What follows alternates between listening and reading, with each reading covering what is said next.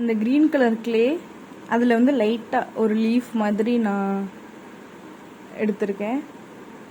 சும்மா லீஃபோட ஷேப்புக்கு இது பண்ணிவிட்டு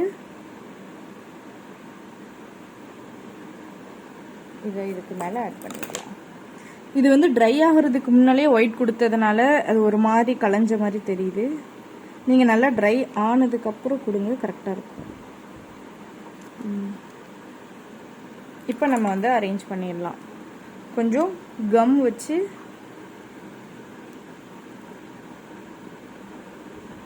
இப்படி நம்ம அரேஞ்ச் பண்ணிட்டோன்னா கரெக்டாக இருக்கும்.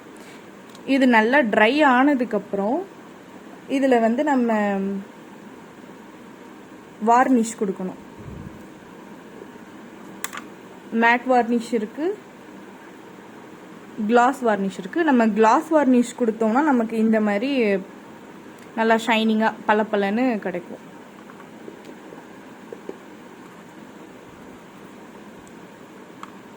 இதில் லைட்டாக டார்க் ப்ரௌன் கொடுத்துக்கலாம்.